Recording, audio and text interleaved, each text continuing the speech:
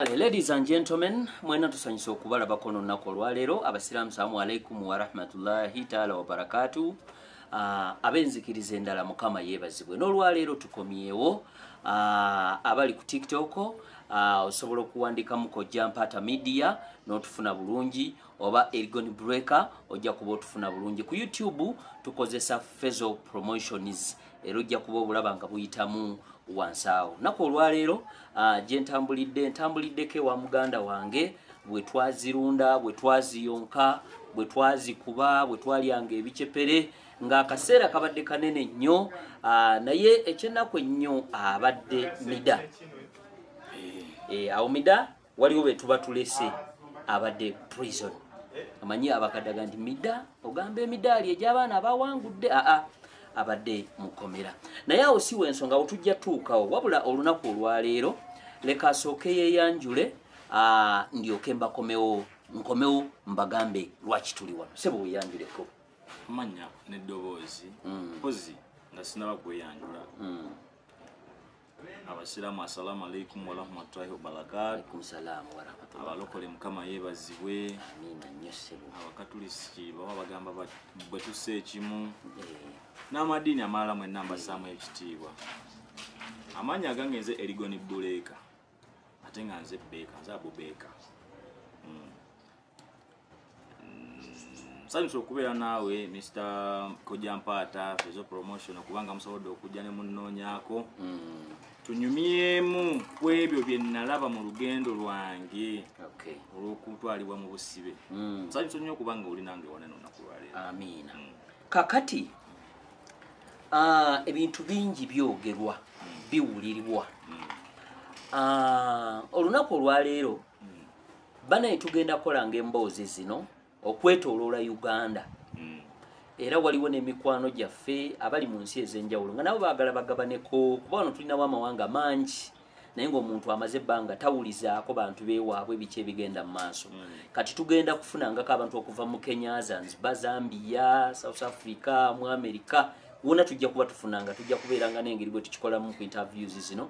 Mutegeere ebintu bingi ng'obiwulira olowooza tebiri wano, abamu mulowooza nti biri mu firimu. Ate bya ddala biri mu reality. Okitegedde abantu bangi balowooza ebintu bya firimu waliwo omuntu ekintu kyayinza okukugamba ogenda ogamba obona alimba kiri nayo kankikoleko nange ngezese ndabe. Exactly. Kakati ensonga eri wano bingi bye tugenda okwogera naye ebintu biringa bisatu. Okusookera ddala mpulira nti mu kkomera omuntu asobola okuva ebweru eno ng'abadde mwonoonefu, okugeza ng'abadde musiraamu naye nga tasaala ng'eddiini yagivaako. Batugamba nti watuuka eyo waliwo okusoma Qur'ani, okusoma Yasaluna, oba abadde wa ddiini nzikiriza ndala asobola okutandika okusoma Bayibuli. Ebintu ebyo gye biri, era Qur'ani oba Bayibuli mubifuna mutya, mubisoma saawa mmeka?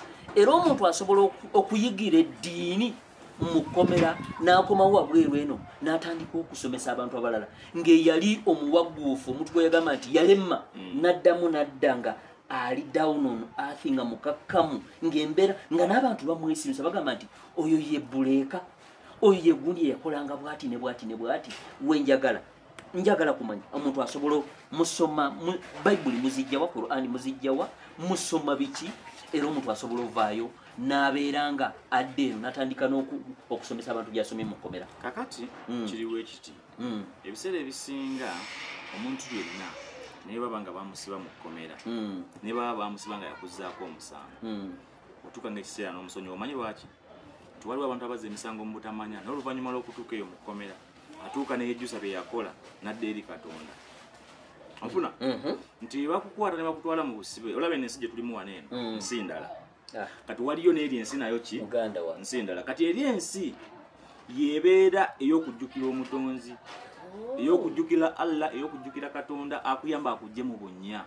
Nsinza gy'osinzamu yonna. Nsinza yonna. Yokyova olaba nga mu kkomera eyo waliyo abasamize era bakuba eŋŋoma wali eri balina bwe basamirira essabo lyabwe.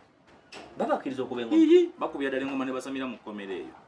Kkomera yo wamu waliyo omuzigiti, waliyo ekyaki y'Abakatoliki Kereziya, waliyo ekyaki y'Abalokole, waliyo ey'Abadiventi, zonna ekyaki ze zitya nti omuntu yenna ne waba teyalina ddiini wano mu nsi wanene ya wano wabweru bw'atuuka mu kkomera balina okufuna eddiini.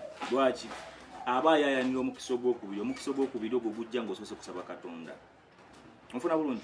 Ensonga lwaki omuntu ava wano nga talina ddiini atuuka eyi n'afuna eddiini. Era n'osanga oli nga yayingira tugeze bamusiba mu Katuliki n'asala n'agenda mu Basiraamu ng'alabi Katonda w'Abasiraamu alayika yakola yagenda okumutaasa okuva mu kintu ekyo. Mu kkomera eyo basaala ate basaba. Kyaki zikola nga era bwe zaabwe zikola wanene wabweru nti basaba zirankyawa okuleka ze batasaba ze zino overnight mbu za kiro omusibe essaawa 10 aba ayingidde munda. Naye binene okusaba simanya nga tugende mu kyaki tusabe bagenda ne basaba Abakatuliki ku Sande ne basaba era babatiza. Nga okusala ekiri amakyaki ago n'emizigi ababikolamu basibe. Kati nga bw'olaba kyaki za wano wabweru we zirimu abasumba nti pasita era ne kyaki z'omu kkomera zibamu pasita zibamu bayimamu kubanga mu kkomera ewali abantu basiba ebiti ebyenjawulo.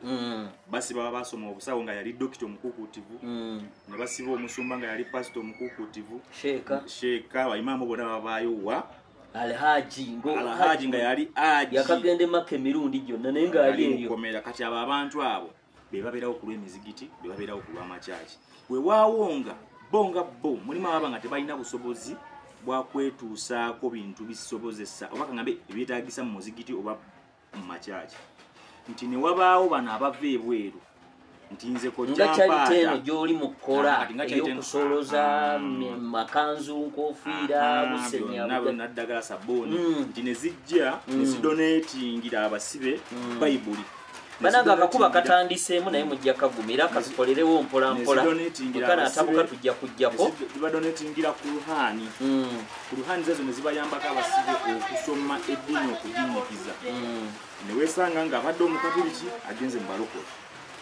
Muganda wange mu kkomera n'oba tolina ddiini ogifuna. Omanyi lwaki? Anti obeera mu kkomera nga otunuulira ggulu ero lyokka. Toliraba ku lugoye nga luno. Toliwulira ku mwana ng'akaaba. Toliraba ku motoka ng'evuuma. Toliwulira oba n'ekinyonyi osobola okubeeramu n'otalaba kinyonyi nga kisala mu kkomera okusala okuva eno nga kidde eri bweki. Kifo kiri denjalaasi buli kimu kityawo wali kufa wawunya musaayi. Nga mu buli ngeri n'oba nga wali mutemu otya oba olina okudda eri Katonda. Banange enkuba ezze era enkuba eno bwebezze simanyi basawundi anaabeera bulungi era abazirakisa mujja tufunirayo bu microphone buno obuziyiza kereere eyo naye ndowooza katusooke tupozingemu tukomye nga wobeera mu kkomera tolaba nyonyi tolaba kinyonyi wetugenda otandikira naye nga temuvamu abakatweyungako tugambye TikTok osobola okuwandikamu Kojjampaata media oba Elgon Breaker then YouTube ogenda kuwandikamu Fezo Promotions. Atusoke tupozingemu tugenda kudda.